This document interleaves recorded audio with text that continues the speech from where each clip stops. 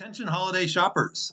We want to interrupt your commercial activities to temporarily at least to talk about issues of civic concern. Thank you all for joining us today. We are going to be joined by three excellent people working at the state level to both build and use and capitalize on the Healthy Democracy Ecosystem Map.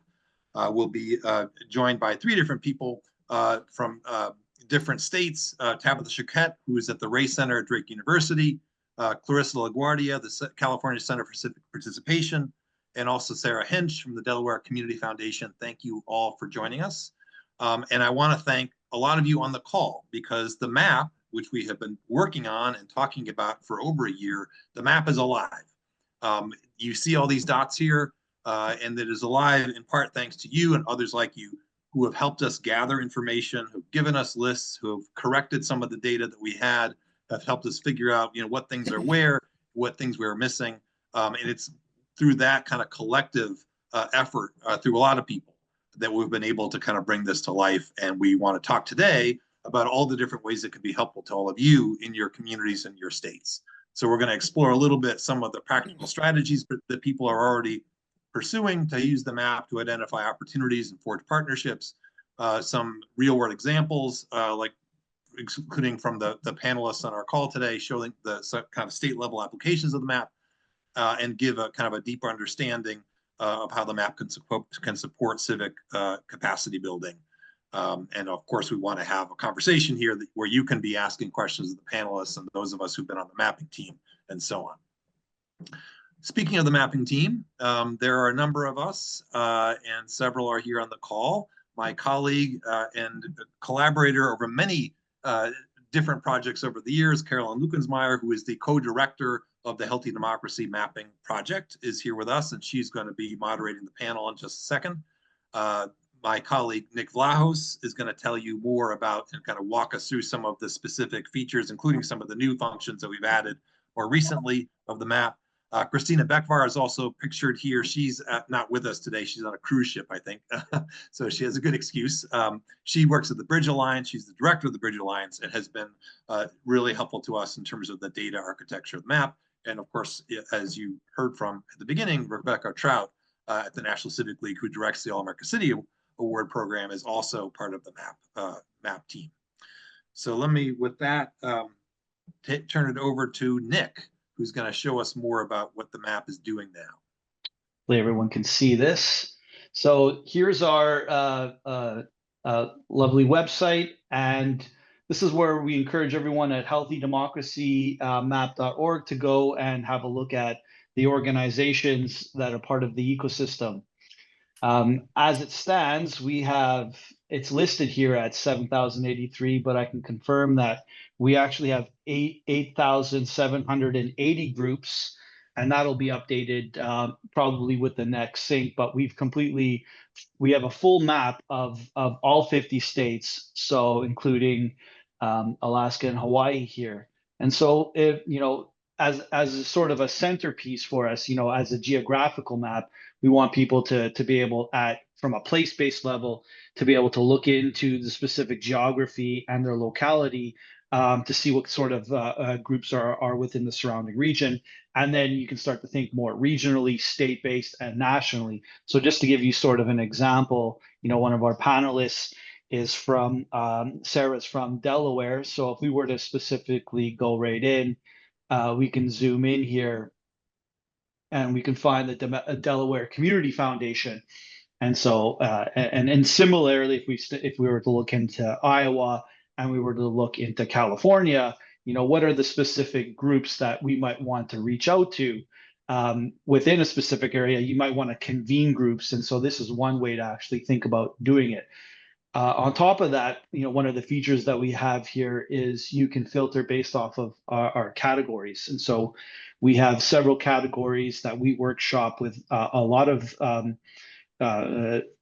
practitioners and experts in the field to come up with a nomenclature of democracy work. And so we can filter this, for example, if we want to think about faith-based efforts, or if we wanted to think about organizing and advocacy, or civic media, for example. And so here we have a filtering option for your purposes to think about what are the types of democracy work groups that are within your space and that you might want to consider there.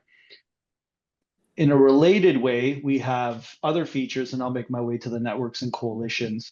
But here's another opportunity for another way to search through the database to get a little bit more detail.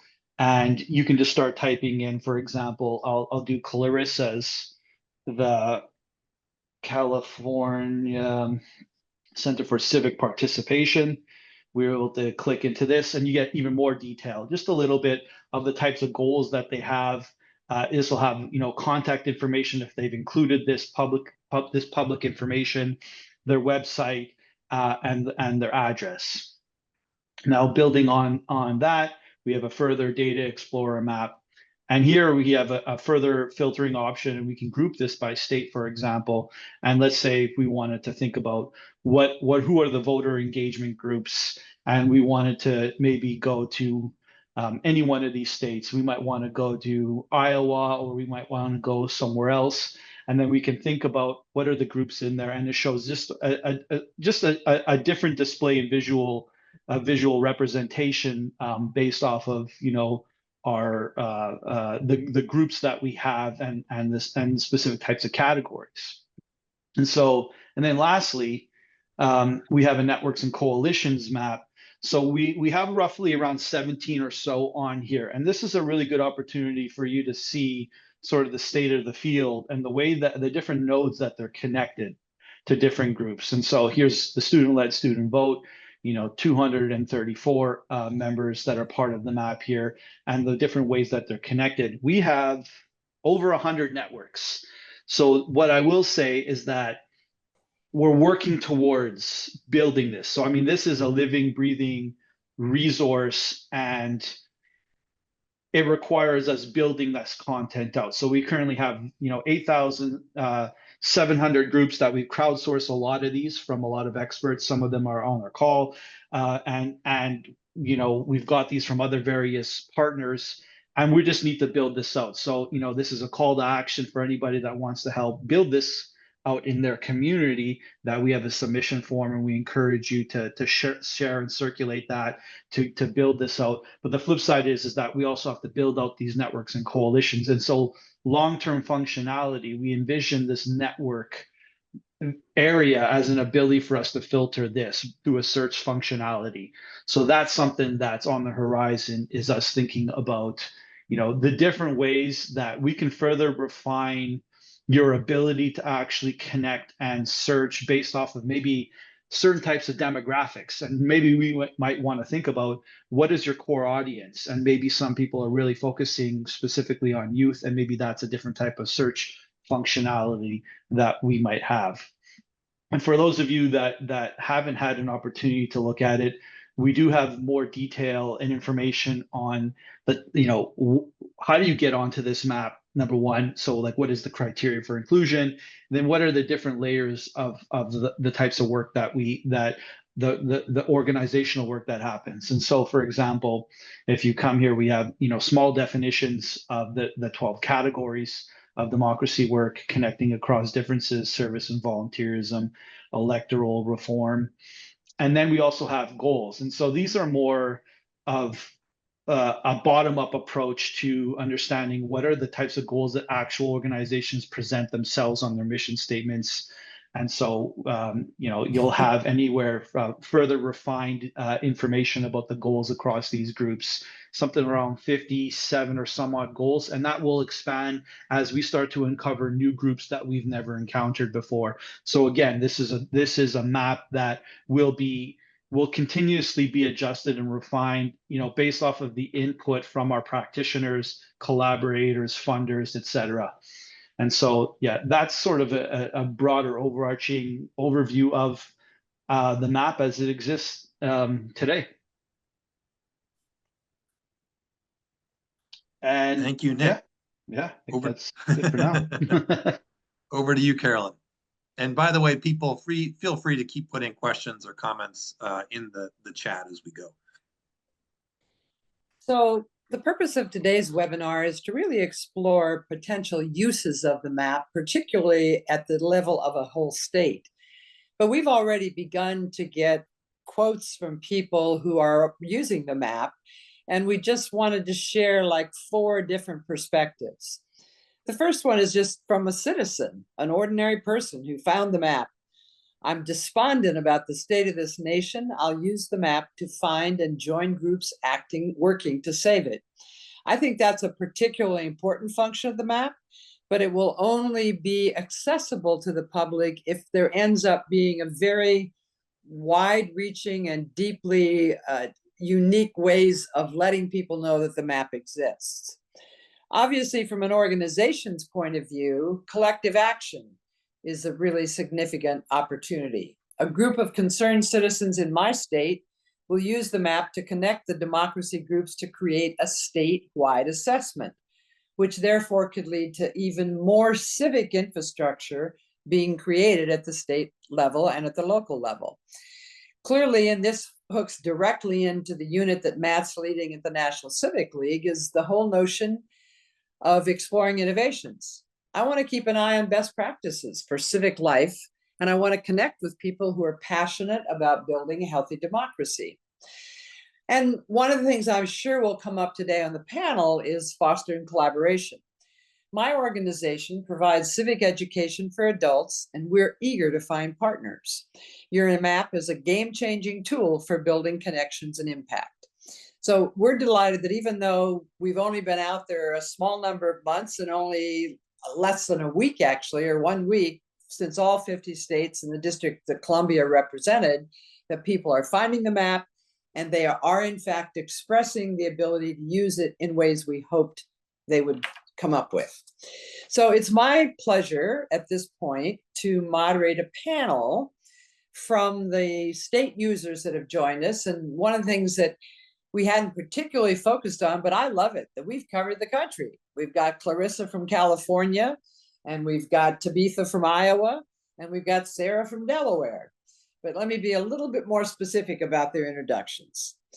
Tabitha Shokut is the Director of Programs and Administration at the Robert D. and Billy Ray Center at Drake University. Robert Ray was a very popular multi-term governor of Iowa, and this center was created to honor his work in terms of the foundations of what it takes to really be a healthy democracy. Tabitha actually is the leader of the program called Character Counts, and they have in fact they began in 2018, and they have actually dealt with leaders, with ordinary people, all about how to foster a positive culture. As you can imagine, in our current highly divided nation, this capacity, particularly at a local level, to really bring people an understanding of the culture we share in order to work and live together is extremely important. Clarissa LaGuardia is the Executive Director of the California Center for Civic Participation. A very different background. Clarissa grew up in El Salvador during the Civil War and migrated to the United States after high school. So as an immigrant, she really understood at a personal level what it means to have to learn English in a culture that you do not know.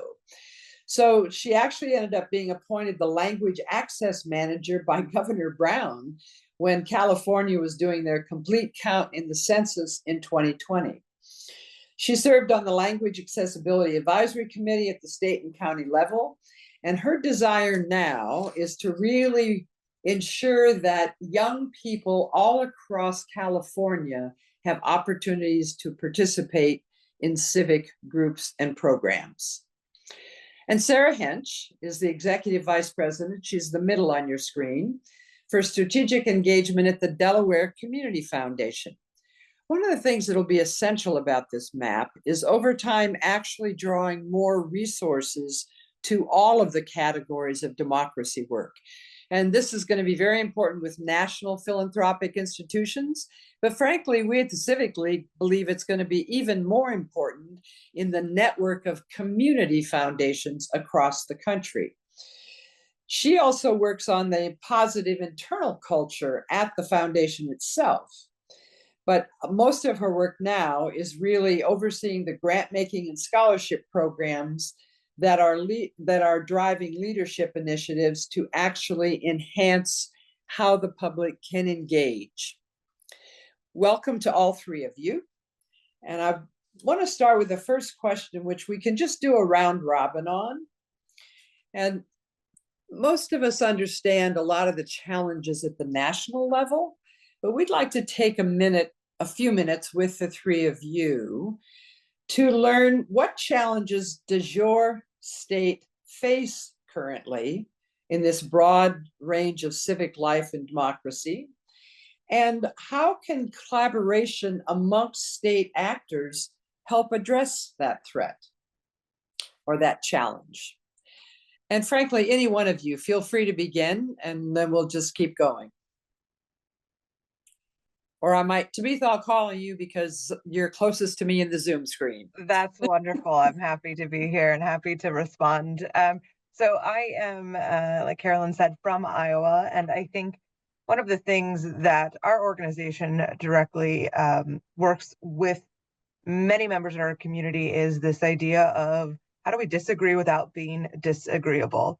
The work that we do is really at the level of I. How do I show up in whatever capacity I am as a community member, whether it's just working with my neighbor or I'm involved in an organization that has a larger impact in my community. It doesn't matter the capacity in which I show up as a community member. How do I engage as a both impactful and civic community member? So that is something that we work with within Iowa, but I imagine it is a national issue as well, which is why so many of us are all here.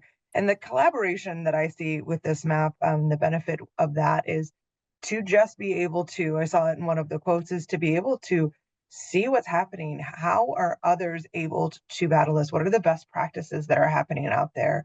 We are firm believers that you go back to relationships as the foundation of everything that you do. And so simply being able to get onto a map to see who's near me that I can connect with, now who's outside of my state that I can begin to connect with. And then once we have that solid connection and that relationship, we can begin to share ideas in a way that relationship builds community where you have relationships of trust and candor. And so you can have a little bit more of those challenging conversations to say, how are you tackling that? I am dealing with this very specific issue and I don't know how to address that. That only happens when you have good relationships. And that takes getting out there. And this map I just see as a potential opportunity for so many to be able to do that in a much easier way than having to get on the internet and start searching for themselves. This is one location to be able to do that. Thank you. I'm going to ask you just one follow-up.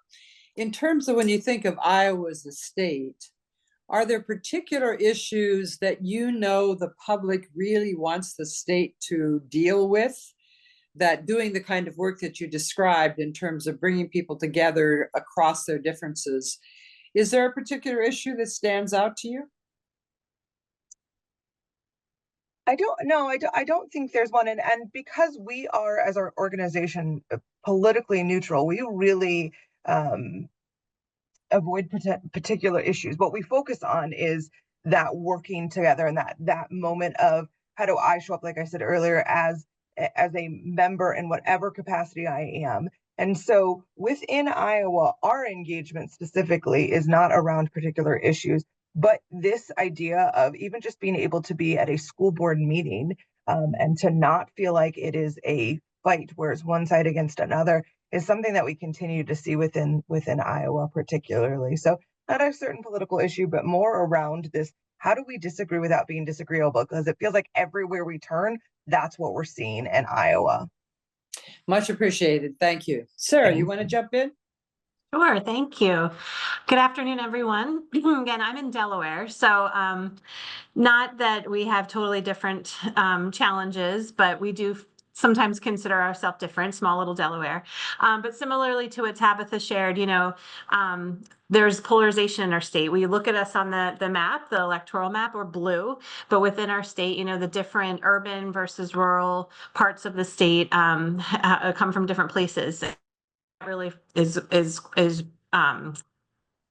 forcing a growing divide in the political and social discourse.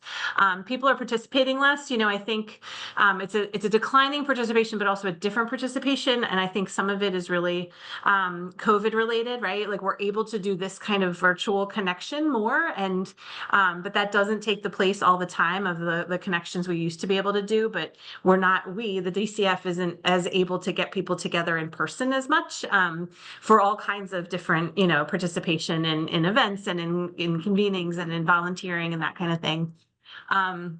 Another big one that we are working on very, very pointedly is access barriers.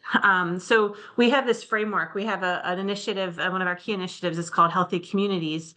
It's a vital conditions framework, very similar to the social determinants of health. And at the core of that is a civic muscle, right? And that is core to all of these other things of a vibrant community. But things like our statewide transportation system is not very strong. We have language barriers, lack of education and childcare, especially for low-income and immigrant families. It really prevents them from engaging fully in the civic life. So there's, I'm sure, very similar challenges going around, but that's kind of the things that we're really looking at. And then specific to the Community Foundation, as Carolyn mentioned, we of course have some resources, modest resources to directly, fund some things. But one of the other levers that we think is really important for us is the convening power. So bringing folks together, which is the way I think this map will be really useful to kind of look at it in different segments. But in terms of starting to address some of these challenges, that's something that we're really looking to do. I think we're a small state, so we're able to, the collective in terms of collaboration, kind of come together a little bit more easily maybe than in other places. You can drive north to south in less than 2 hours, border to border.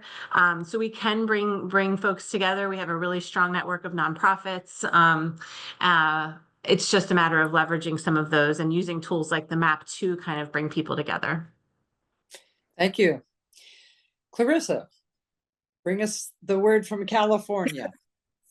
Wow. I would echo some of the things that Sarah and Tabitha mentioned.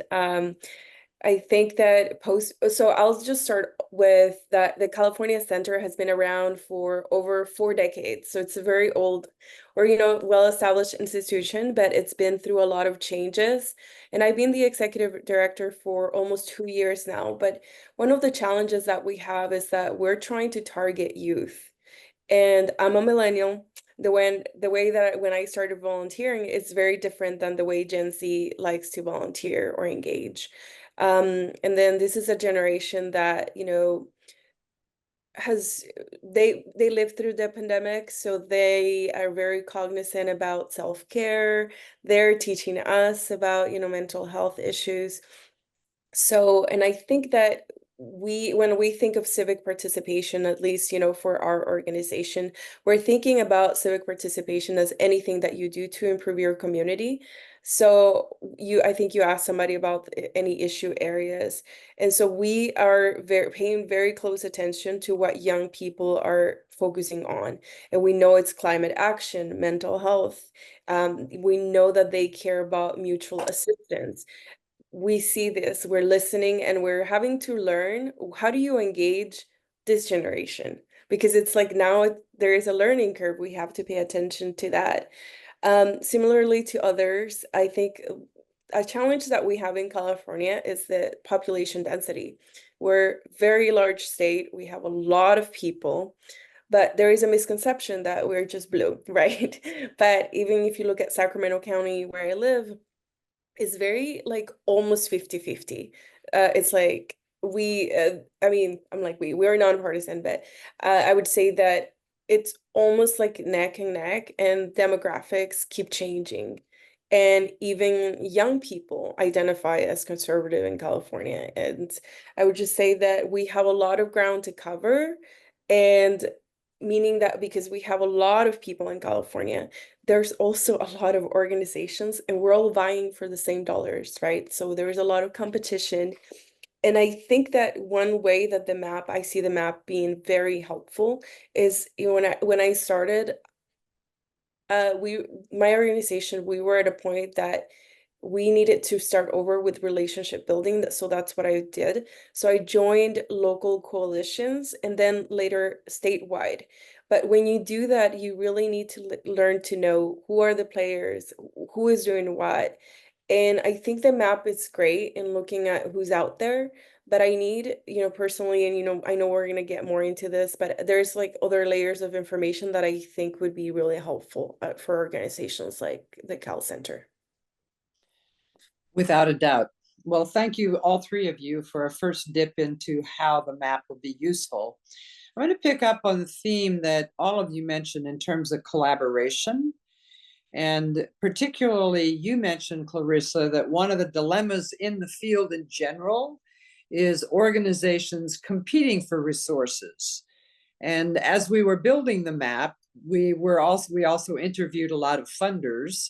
And one of the things that we often heard from funders was hoping that the map would help organizations identify other organizations with similar missions and help them evolve strategies in the same geographic area, a community or a state, where their work was actually linked with one another.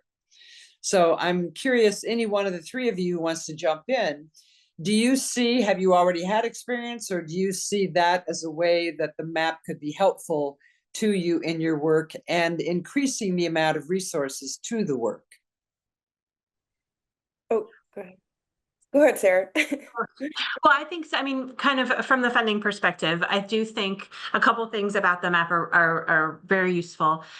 This kind of shared framework, it organizes all of these complex elements, kind of giving a common language, so that, then all the stakeholders, and in Delaware, where everybody's really closely connected, that shared language can really help, I think, help different collaborations come together, and we can help encourage that, right? Like in terms of the funding, that's where we want to focus on some collaborations, and similarly, really helping to highlight where there might be gaps. So there could be like reaching across sectors for different partnerships if it's not, obvious on this map of organizations. And then last, kind of, just straight funding. I think it helps us do the same. Like, look where there's gaps, look where there might be strategic places to invest or double down or kind of build up the ecosystem where it might be lacking. Thank you. Tabitha, would you want to comment on that? Yeah, similar to Sarah, I was thinking finding those gaps is probably going to be one of the best utilizations of this map when it comes to funding. So I very much echo what Sarah was saying. Great. I'm going to follow up with you. The Race Center program, Character Counts, has actually received some national recognition in terms of its capacity to bring forward, if you put it in Lincoln's language, people coming from their better angels rather than their baser instincts. Mm-hmm. Given that you're the organization in Iowa that's kind of seen as the lead of that, and as you all know, you helped us find some of them, all of the kind of Kiwanis clubs, League of Women Voters, Rotary clubs, traditional association groups who want to help in this kind of work. And this may not be something you guys have thought about yet, but just stimulating the thought, can you see a way to expand what you've discovered works in Character Counts by, in fact, linking with these organizations that already have an identity in their own local community for doing a similar kind of work? Absolutely. So we work frequently with already established partners in communities because that is the best ways for us to enter communities. And Character Counts is not just limited to schools and to young students. We talk about Character Counts in communities. Here in a community within Iowa, Urbandale, the 6 pillars are up as physical pillars in the park, one of the main parks in the area. We talk about the 6 pillars within city council meetings. We set an expectation of we are going to treat each other with trustworthiness, respect, responsibility, fairness, caring, and good citizenship as we work through this. So we find that is the best way to enter a community is through those established community partnerships. We obviously do work now since acquiring Character Counts in 2019 nationally and internationally, and I have a project right now going on with a community in California where we are entering the schools through the Rotary because they have established connections, they have funding to be able to support the schools. The Rotary Club actually reached out to us specifically. It was not the school. So connecting these already established community partners with some of the resources that your organizations or your other organizations that you know do well, sometimes you just need that foot in the door, and those community partners are really your best way to get in there. And this map obviously would give you that that Great. clear path. Thank you very much. And Clarissa, I know you were ready to jump in right away on this question, so please do so. Yeah, so some of the core values for Cal Center are, community and collaboration, impact. And so just a little backstory is that when I was language access manager for the state, right, I was in charge of developing a plan and, strategies for reaching linguistic minorities. But to do that, I wanted to talk to the orgs serving these minorities, and there wasn't a list, there wasn't a map, and even there was mapping that we used GIS and some, but it was more to identify the people that needed to participate in the census, not the orgs, the community-based organizations. So even when I started at this role, and the reason I connected with Nick in your organization is because I came in with a mission that we need an interactive mapping tool to build a culture of collaboration in California. And so when I found your map, I was like, oh my gosh, this is similar to what we want to do. I think that you've all touched on some of this, is that I think that the main use of the map would be to identify gaps. It can help us know what's not being done and what is being done. I'm a big proponent of, we co-host events with partners in the area that have similar effort, similar efforts.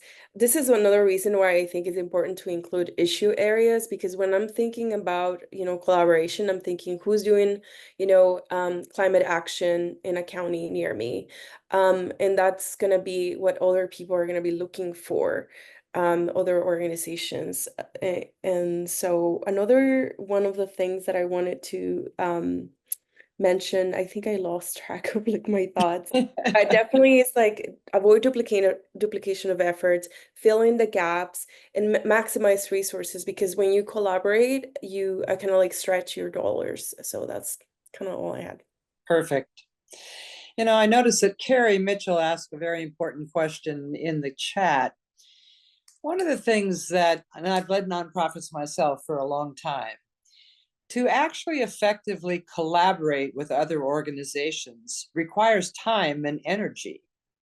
And very often, at least earlier, funders were not very sensitized to the fact that there might need to be an increase in operating funds to actually make it possible for these 5 organizations in 5 different counties in a state to collaborate. And obviously, I know, Sarah, that this is something that Rodell has dealt with many times.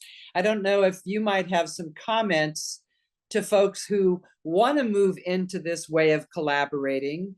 What is the kind of language that funders are looking for that help the funders understand the preparatory work that's necessary to actually do significant collaboration? I don't mean to put you on the spot, but I think you've done it. It's a hard one, and it's something I think the funding community nationally is aware of. That the unrestricted, the general operating, is important. The community foundation, we have a little more flexibility around these. We don't have trustees that we have to kind of and very narrow parameters. But in general, I think trying to lean on as much data as possible. So using tools like the map to kind of highlight, okay, here are areas of great need, and aligning those with the funders' specific priority areas, and then identifying that it's people power that is going to amplify the efforts in these kind of civic engagement veins for the most part. And if there's anything like data as well as storytelling that you can pull on from prior their work, and leverage that, imagine it's not just one organization's ROI. Now, if we can help build the capacity of this collaboration, then exponentially we can expect X outcome. But as with, most funders, right, it's like based in the data and have some clear outcomes, not just outputs that you think are going to that are going to resonate with them. Thank you. And Tabitha or Clarissa, out of your experience, you may want to add something. And your question is what are funders looking for, or how do you, when you discover a new group of organizations you want to collaborate with, what have you found successful in helping funders understand that you need additional resources to create the collaboration? Well, in my experience with our legacy funders, what I walk them through what our plans are, the goals, like a project. I'm lucky that I have unrestricted funds. I get the California Endowment and some foundations, and I have the freedom to just collaborate with people, so I don't have to really go and validate that with anybody. Many people now feel envious. Sorry, y'all. No. So Yeah, let me, Tabitha, go ahead. Sorry, I was just going to say, yeah, I draw back to the work that we do within relationship building, and so when I am writing to funders, I am really trying to write that narrative of how important that relationship is, to establish good partnerships and the benefit that will have to the partnership. So sort of including that in the narrative, and then in the details of my timeline, really laying out how much time I'm going to need to do some of this work to build that established relationship, to then work together. How much is that realistically going to take me in that timeline to really draw a clear picture of, first, what is the need, and then what is that going to look like in action for funders? And I've found some success with that. And excellent. I think many times people in nonprofits don't think of how important it is to actually quantify the amount of time required. So it's great that you're underlining that that's a critical factor. Well, I'm going to ask one more question, and I think we probably have time to open it up directly to folks on the webinar. If you were going to identify the single most important thing you think for organizations to come together around in a state to actually reflect what Americans need now, right now, what would you put your finger on? And I know we didn't send you this question in advance, so if you need a minute to think. So as you think about the people you want to help, the people you want to support, and the state you're living in, what would you identify as the most important thing for culture and democracy building organizations to offer?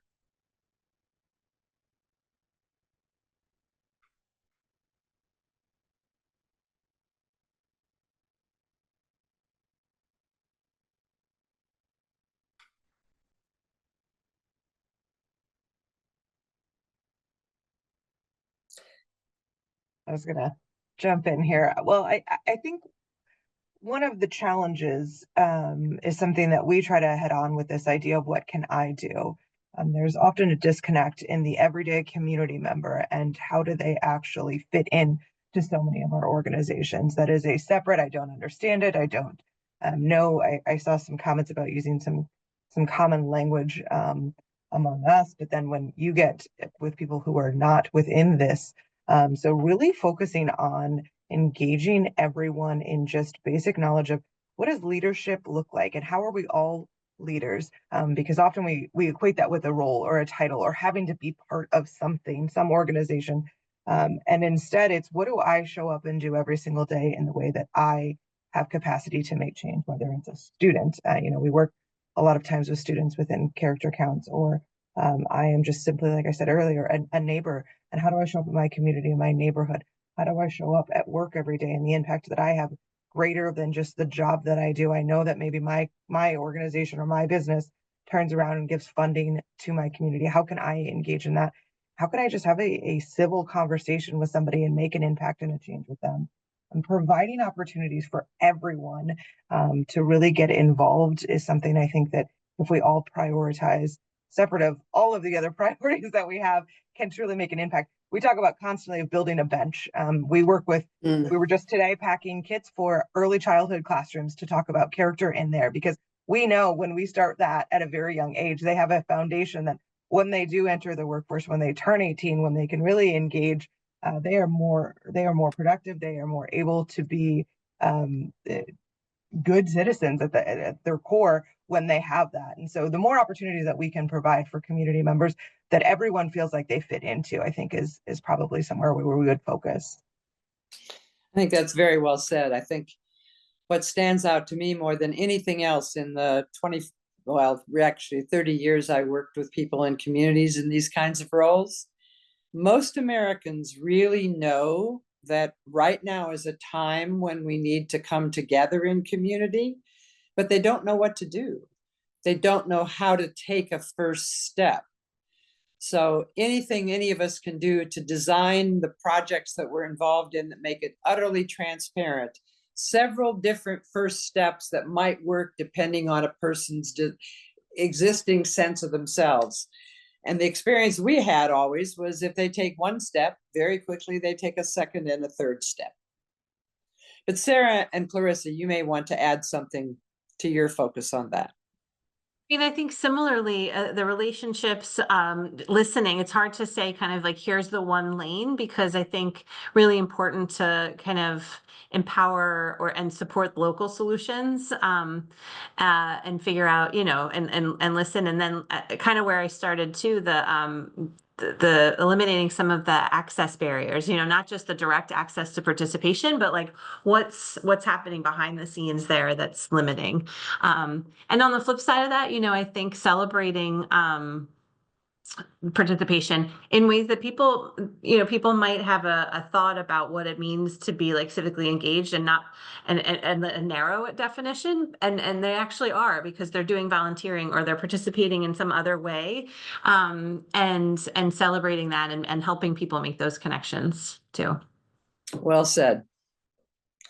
Last, I just wanted to add, if I were to like sum it all up, I would say trust. I think that culturally, like different minority groups, you need to build trust with those particular demographics, and then generationally as well. Younger people, you need to build that relationship, like you need to build that trust. And so one way to do it would be to verify the organizations that are on the map. So if there was a way for each of those to, like, somebody in that organization to verify their information, so to make sure that it's not just somebody, random from a list, etc. Because it's sad to say, but because funding, some organizations go away. So like, are they active? Are they not active? So verifying that information. And then in this era, about trust, there's so much misinformation. So I think one big thing for us here and probably across the country is that we got to be able to give out information that is accurate, factual, and that people can rely on. So we do a lot of work on like doing that research and, sharing, even teaching younger people like how to be better consumers of information, considering, AI and, all the fake news that are out there rampant. So I would say just trust is like a big one. Well, I think the three of you have left us with three great single points. Always make obvious an action that a person can take, being sure you're listening, and being sure that what you're doing builds trust. On that note, let me thank the three of you for the first part of this, but we're going to open it up for some questions from other people on the webinar, so you'll be called on some more. But thank you very much. It was great. Matt, Yes, you have a question? No, yes, sir. Thank you all. And I want to get to a couple of things that have been on the chat. There's, as always, some interesting conversation going on in the chat. One set of things had to do with the type of data that's on the map, where it comes from, and to the extent to which it covers impact. And basically, what we have so far, what we have been building is essentially a directory. We're wanting to show who's out there and where they are and what they're working on. And essentially what we're showing on the map is that information in their own words. Essentially, we're taking what's on people's websites, their mission statements. We are using their, some of our data comes originally from 990 filings from the IRS, which is all public information. And then also, of course, people are giving us their own, directly giving us their information by filling out the form that Rebecca put a link to it in the chat. You can always give us your more information or about your organization or other organizations.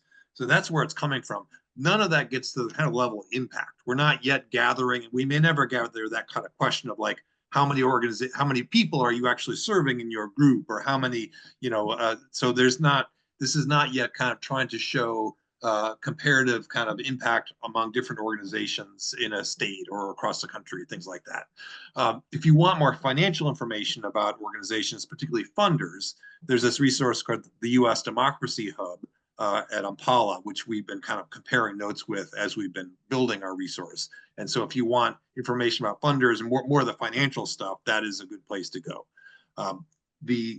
Another kind of related question somebody asked had to do with how can we find groups that are doing civic measurement of one kind or another? That's not that easy to find through the map right now. I mean, obviously we have a category related to research, so you can find, use that category to find in a particular state groups that might be working on things that might be relevant. But there's actually a fairly small number of groups who are actually doing that sort of work. So probably the best thing is to contact us directly. Anyone else? Go ahead. Was that? No, I was just going to do the same thing you did, just ask if anyone has a question they want to ask one of the panelists or us about the map, either one.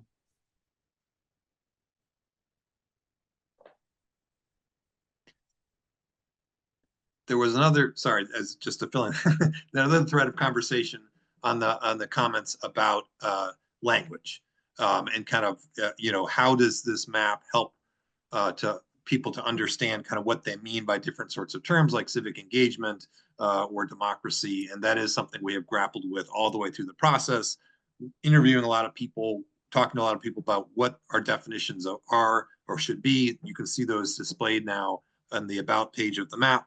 But I think that is an absolutely essential kind of purpose here, is in particular to help people understand that there's a lot of different ways to be supporting democracy. And that word, which has become kind of conflated only with voting or only with, politics with a capital P, is actually something that covers lots of different activities lots of people are doing in different parts of the country to strengthen, our democracy. And this question was answered in the chat, but just in case people prefer to, have their question answered out loud, there was a question about, for organizations, entities without a primary kind of physical location, how are they represented geographically on the map? And I think, Nick, you're probably best suited to answer that one. Yeah, so because this really is about honing, at least on the geographic map, to the specific location, for those groups that are comfortable with sharing their exact address, their city, their and their postal code, we further refine that to latitude and longitude, and so that's how we do that. But there are some groups that don't want to share specific address. But for example, we might have it just as a general zip code or just a state where we can have the organization hovering over the state. So there are different ways that we can include them, in a specific sort of location. And then of course, we have a network map where it's more,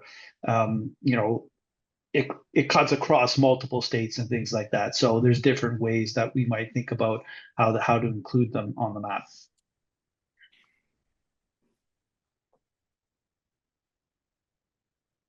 One of the things I think we haven't said that I want to emphasize is that now the map is up and visible, we're actually inviting all the organizations on the map to look at your own data. We did the best we could through the sources we had, but you actually might want to refine the way the mission statement is described, or you may have added a whole programmatic area that wasn't visible in terms of at the point that we captured your organization. So we think it really is very important for each organization to take a look at the data about their own organization and add to it or edit as they wish. Again, I want to emphasize, we've said it already. I think our goal in creating this is for it to lead to meaningful action, to help communities build civic muscle. Tabitha, I love it that you used that example early on, to actually put in place the civic infrastructure that a community needs in order to work and live together and solve problems sustainably over time. You know, many people don't think about this, but when I was leading in America Speaks, we often discovered most communities do not even have a physical location where every subpopulation in the community feels safe to go. So if your primary public spaces don't feel safe to the latest wave of immigrants or to whatever other category that might be mentioned, then the community needs to think about what are another kind of physical space that would in fact be attractive and open to everyone. Very often what's discovered is the use of libraries for more community type organizing meetings, public schools for after hours, if the community is not in a position to actually create an additional public space. But we were also very successful in times, particularly when public institutions were creating new buildings, to communicate with them around what kind of space is needed for people to come together and deliberate across their differences. Facilitation skills. I'm sure all three organizations that are with us today have many staff members who are excellent facilitators of difficult conversations. But in truth, in a community, the community needs an evergreen way of having those facilitation skills passed on to the next generation, passed on to the marginalized group that has not yet really been integrated into the social fabric of the community. So when we talk about civic infrastructure, that's the sort of thing we mean. What does it take to live and work together, really treating your differences as assets, not as problems?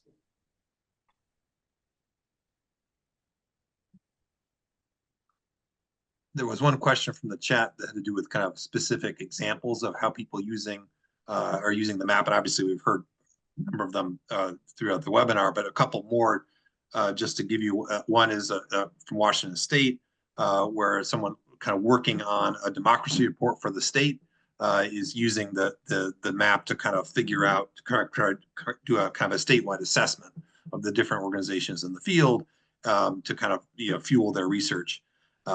Another one is comes from an organization which is doing civic ed in their state and just trying to find partners who are interested in civic education and what they're after and what they have on their missions. And then yet another one is a national example that some of the people who are working to support the Building Civic Bridges Act, which is an attempt, a bill in Congress now that would provide funding for bridge building and other sorts of public participation processes across the at the local level across the country. People advocating for that bill are looking to find, what are the organizations in each member of Congress's, district, so that we can get people who are their constituents saying, yes, actually, civic life is really important to us. Here's what we're doing about it. Here's why we think you should be supporting the bill. So there's a bunch of different sorts of things, and we're kind of finding more of them as we go, including ones we had never really thought of when we first started doing this a year ago. Jeff Patola asked a question just recently about the American Academy of Arts and Sciences report, Our Common Purpose. I'm actually a commissioner on that commission, a member of that commission, and we just met in Cambridge for 2 days. And I actually presented the Healthy Democracy Map to that community. And I think the question you're asking, Jeff, I actually think it'd be more appropriate if the Academy were actually creating that, because they are a centralized place where the data is coming through on the progress on recommendations. One of the ones that I learned about that I didn't know before, many of you may or may not know this, but one of our recommendations was to increase the number of representatives in the House of Representatives, because actually the founders actually expected that the House would grow larger as the US population grew. I think it was 1932, if I'm remembering accurately, Congress passed a law to top the number at 535, which means now each member in the House is responsible for about 735,000 representatives. So one of our recommendations was to add 100 members to the House of Representatives. Most of the opposition ideas to that recommendation were that, oh my goodness, it couldn't work in the building, they'd have to be out of the building. Well, a very well-known architect just did a study of Congress and discovered that the building as it exists today could actually add 100 members to the House quite easily with changing no basic infrastructure. So my point in sharing that idea, Jeff, was yes, I think keeping an update on the recommendations could be valuable, and I think it would better come from the American Academy itself than trying to add that to this map. Let me again thank the panelists. I think we're probably nearly at that point. And please join me in thanking Tabitha and Sarah and Clarissa, and a real deep appreciation to all of you who joined us in this last week before the final rush for the holiday season. For having us. Thanks, everybody. I think we got some of the things that people talked about today: relationships, language and shared language, and collaboration are exactly the kinds of things we hope will come out of this. So please help us do more of that and make it better as you figure out new ways to use the map. Thanks, everybody. Thank you. Happy holidays. Go back to your shopping now.